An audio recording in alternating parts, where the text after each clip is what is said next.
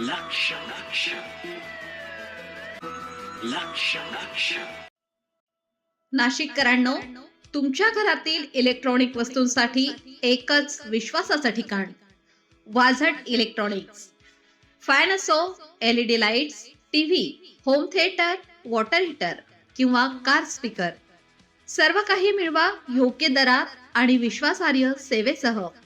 पत्ता: रामालय हॉस्पिटलच्या बाजूला, भगवती मिसळच्या मागे, पंचवटी कारंजाजवळ, नाशिक. संपर्क: 96 89 78 68 17. वाझट इलेक्ट्रॉनिक्स, गुणवत्ता आणि विश्वासाचं प्रतीक. सिन्नर तालुक्यात पिंपळगाव कडवा कॅनलजवळ भीषण अपघात, एकाचा जागीच मृत्यू, 5 जण गंभीर जखमी.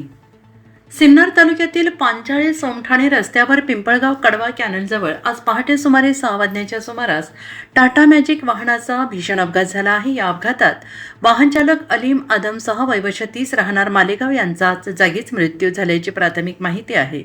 या अपघातात 5 जण गंभीर जखमी झाले आहेत. 3 जण सुखरूप असल्याचं समजत आहे.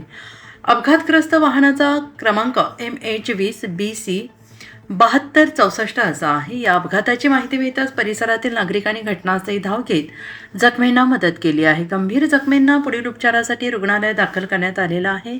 दरम्यान पांचाळे सोमठाणे रस्त्यावर गेल्या 3 दिवसात तब्बल 9 अपघाती घटना घडल्याचा दावा स्थानिक नागरिकांकडून करण्यात येतो आहे. त्यामुळे या मार्गावरील सुरक्षिततेचा प्रश्न पुन्हा एकदा ऐरणीवर आलेला आहे आणि या रस्त्यावर अद्याप आवश्यक ठिकाणी स्पीड ब्रेकर, रिफ्लेक्टर, दिशादर्शक फलक तसेच रात्रीच्या वेळी वाहन चालकांना मार्ग स्पष्ट दिसण्यासाठी आवश्यक सुरक्षा उपाययोजना करण्यात आलेल्या नसल्याच्या तक्रारी नागरिकांनी केल्या आहेत. त्यामुळे भविष्यात आणखी मोठी दुर्घटना घडण्यापूर्वी संबंधित प्रशासनाने तातडीनं दखल घेण्याची मागणी होते आहे.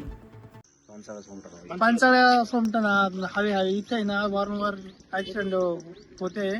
इकडे रात्री पहाटे 5 वाजता एक बाहेर ऍक्सिडेंट झालाय. ती समोरून येताना टर्न मारताना इथं खूप मोठा टर्न आहे. पाटामुळे टर्न मारताना समोर लक्ष देत नाही असल्यामुळे इकून सरळ तो खाली गेलाय. 4-5 माणसं होते. ड्रायव्हरचा मृत्यू झालाय आणि बाकी खूप गंभीर जखमी आहे. शासनाने या गोष्टी दखल घ्यावी आणि याला पाठीमागून आणि पुढून पण स्पीड ब्रेकर कमीत कमी 2 स्पीड ब्रेकर पाहिजे. कारण की समोरच्या स्पीड मध्ये येणार आहे त्याला तिकून समोरची गाडी पण दिसत नाही. कारण की पाटाचा तोंगाची बाजू हाईट झाली आहे आणि इकून झालेलं लवण इकून कमीत कमी साईडनं कड पाहिजे. 2 किलोमीटर सरळ करा बोलतो होतो. हायवे सरळ असता तरी ऍक्सिडेंट झाले नसते. सोमठाणा पांचाळे हायवे इथे वारंवार ऍक्सिडेंट होत आहे.